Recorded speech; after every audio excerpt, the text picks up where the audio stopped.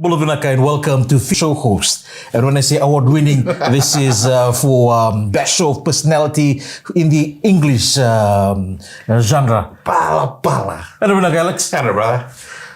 This today we'll be talking about Super Rugby and the historic match coming up this Saturday with the Narawa taking on the Brumbies for the first time that a Super Rugby game is also being played in Mba.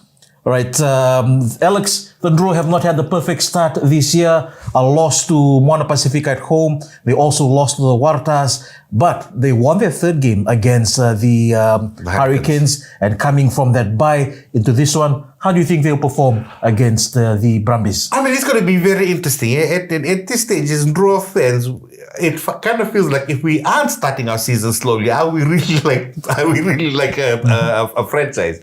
I saw the team the Brumbies have named, and they are resting some of their key players. As far as I can tell, Slipper isn't coming, Van Neck isn't coming, Kale isn't coming, Meredith isn't coming. So some of the big players.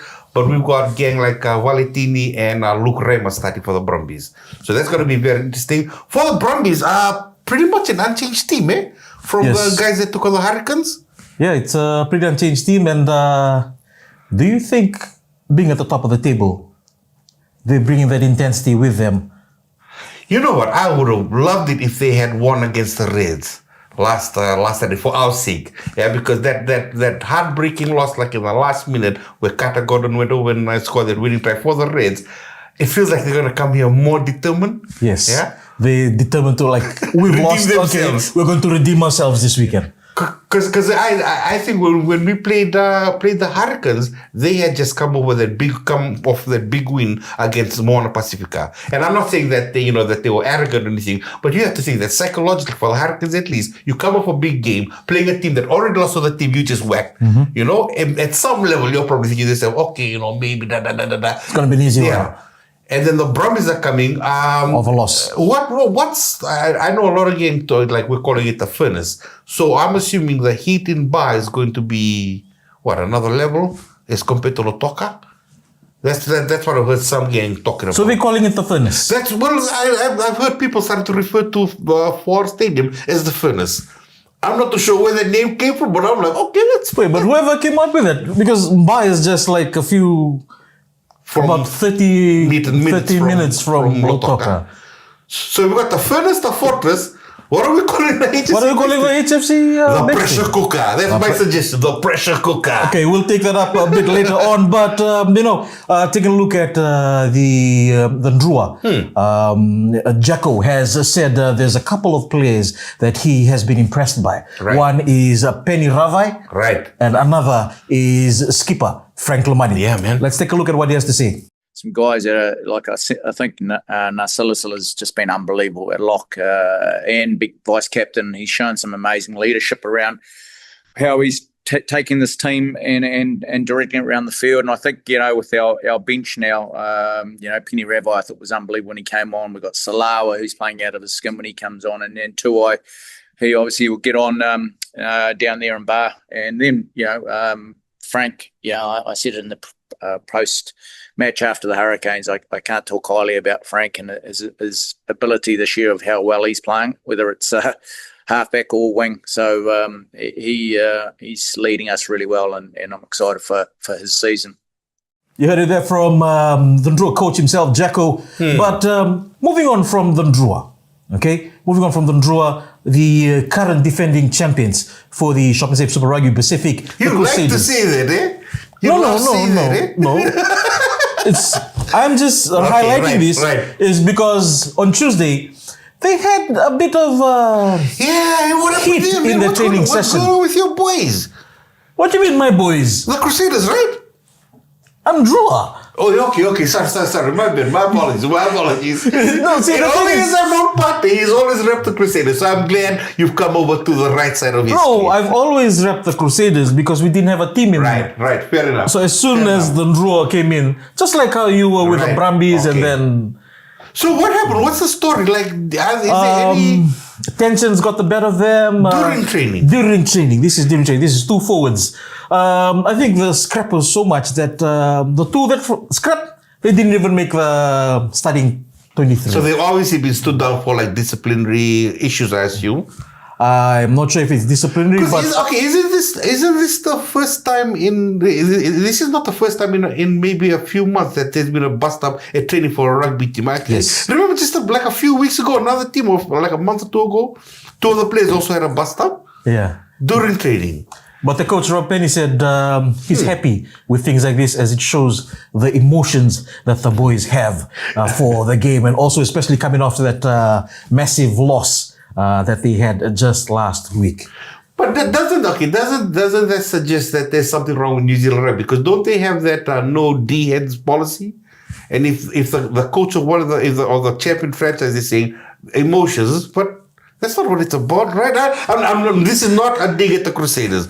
I'm just saying, like, you're saying it's okay for people to let their passions run amok so much, you start punching your teammate, whose back you're supposed to have. That's what he said at the press conference. Oh, wow. Right after I didn't know about that bit, man. So he said he's okay, and, with their different personalities as...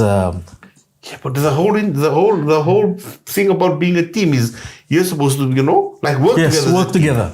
If you're punching somebody, you are working together. Definitely not working together. Yeah. But anyways, moving on, taking a look at the fixtures for this weekend. We've got the Hurricanes taking on the Force. This, however, is the only game on Friday night. Right. One game only. One game only on Friday night at 6:05. Coming up on Saturday, we've got the Swai Shipping Fiji Narawa taking on the Brumbies. That's at 3:35 p.m. And at 6:05, one that I'm looking forward to, the Crusaders hosting the Highlanders. Wow, that's going to be After their round one loss to the Highlanders, they'll be looking for revenge this weekend. The Highlanders beat them in round one. Yes, they hosted them in Dunedin. Right. And then coming up at 8:35, we've got the Reds and Waratahs. And on Sunday, the Blues take on Moana at 2:35. Stick with us, because coming up after this, we've got the latest from the New York Sevens. Sorry, before we get to that, just for the game this Saturday, the draw game, just a special shout out to Frank Lomani, Elia Vanakaibata, Hetet, and Ison Nasilisila. You guys are my fantasy rugby team. That's all I want to say. This is not the place. But anyways, coming up after this, we've got the updates on the New York Sevens and why the Fiji men's team needs to win it. Bulavinak, and welcome back to Fiji Village Play. I'm Alipate Narawa, and with me is Alex Elbourne, award-winning breakfast show host. As I said earlier, this weekend Fiji has the Fiji Airways men's national seven side have got everything on the line, right? Because they're tied at 86 points with South Africa, and the team coming up after them, New Zealand, at like 70 points. So really, it's a two-horse race. Yeah, between the Blitzbokke and Fiji. Yes. So it all comes down to whichever one of them finishes higher this weekend will take the series. This is a winner for 2025-2026. Have you noticed something? Because they reduced the number of teams, Yes. So, you know how before we could, like, at least one of the pool games was one of those, the Fiji team said don't have to watch it because they'll most likely win. Yes. Now, from the first game, we're stressing out, man. Yeah, because you have to win each game. Yeah, man, like the game against France last weekend, and then the game against Argentina, holy smokes, and then against Australia. Now that you brought that up, they haven't quite been performing at their best. Right. Like all of this season, leading up to this season, it's as if they're playing catch-up rugby. Right. I mean, so it feels like they have the talent to finish. Yeah, they have the talent to finish, but it's the starting that they're starting very slow. That's so stressful, man. It's very stressful. Like, for instance, the semi-final against Spain. Right. Spain got 3 quick tries. Yeah. All from kickoffs. They had to fight back, and then just weren't enough. Weren't good enough in the end. But they've actually won. They've won a medal every tournament so far this year. So they've either placed third, second, or first. Third, second, or first. So far this season, Fiji has won the Singapore Sevens, but the other team in the running as well have won 3 tournaments. They won Cape Town, the Blitzbokke. They won Cape Town. For real? Yes. They won Perth, and they also won the last one in Vancouver. But the only reason that the Fiji team has been up there in the points ranking is because they've either finished second or third. Right, in all the tournaments. Second, third, or fourth. That's really interesting. So when does the New York Sevens actually begin? The New York Sevens starts this Sunday. And the Fiji men's team will open against Argentina. Yes, Argentina. Again.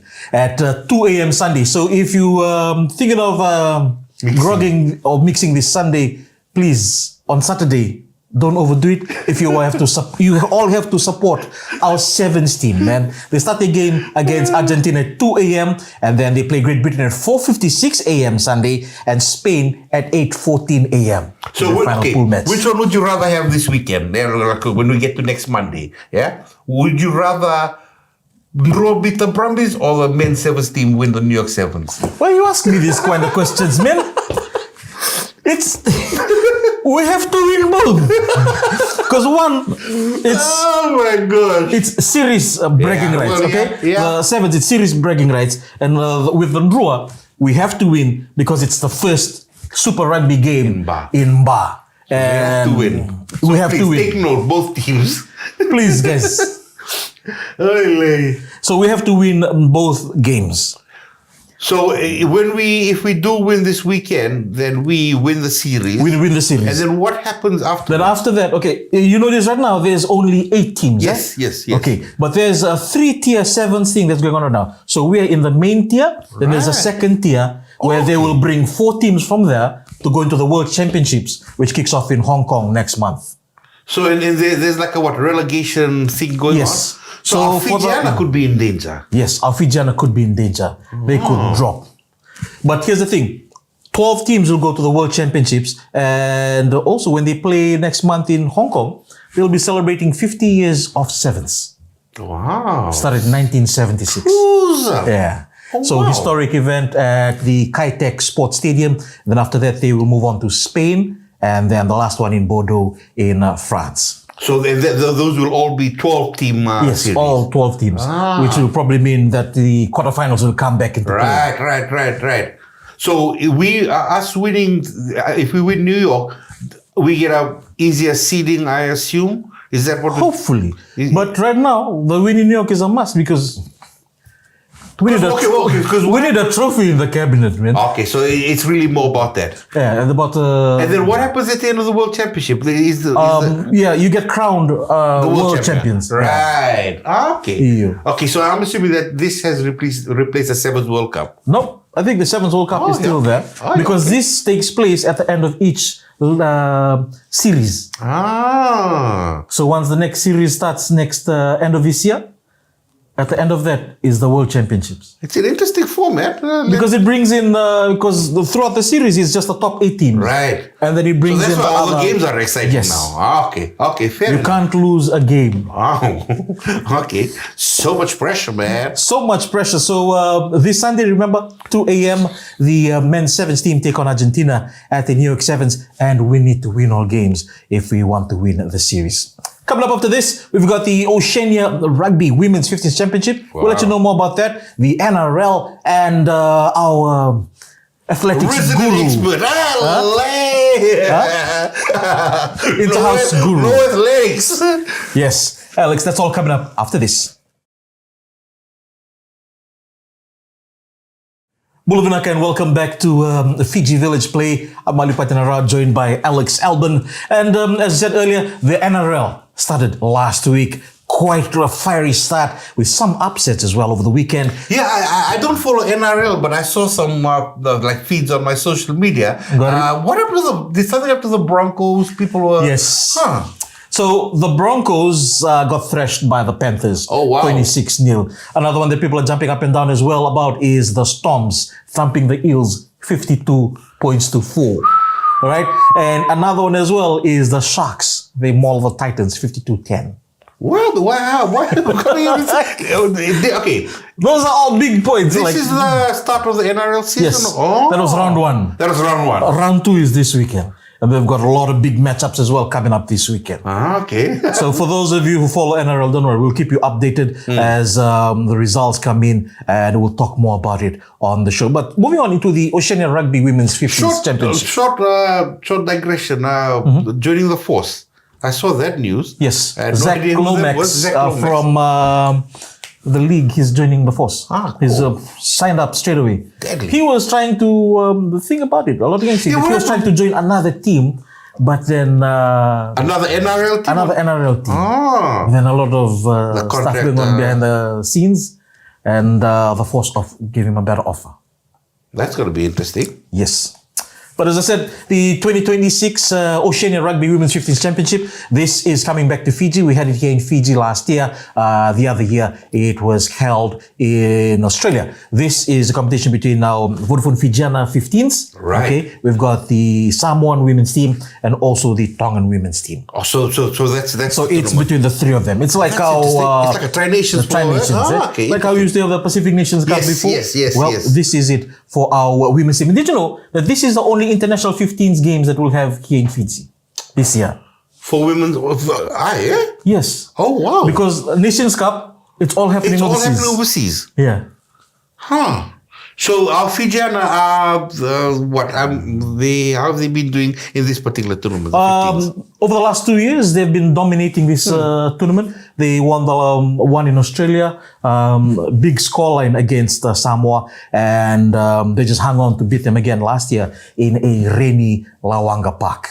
Okay. So they're doing pretty well so far, coming into this as Sorry, defending when does it champions. start again? When does it next? It's next month, Next from month. the 17th. Yeah. Okay. Going to be very interesting to see how they go. All right, but moving on from rugby into something that Alex is very passionate about, and I'm talking about the interhouses, the zones, as we head into the Coca-Cola Games coming up later next month. You understand how weird it is when you say I'm passionate about this, because this is high school athletics we're talking about. I finished school in 1998. I really shouldn't be Okay, passionate about this. let's not start taking out our phones and calculating how long ago that was. But when it comes to athletics, high school athletics, you are one of the people that we can rely on, who's always following, who's always checking up, how good his house is, and how good these guys are. So, what's the latest? On the subject of interhouses, all the so-called big schools have had theirs, from whether it's ACS or whether it's RKS. Well, RKS actually having theirs as we speak. QBS, all those big schools, Mars Grammar, they've had theirs. Pretty much every school has. One of the things with the zone starting next week, Super Zone 2 is going to be very, very interesting. That's what where both Mars and Grammar are. Because Mars, they have lost a lot of athletes. I'm not just saying that like some sort of mind games because I went there. But like even Fiji Village had the story about that boy in gospel. Did you notice that story where he was schooling last year? Yes. Yeah? And I was looking at pictures from the Fiji Village, pictures from the QBS in house. I think I saw maybe 2 or 3 athletes who won Mars last year.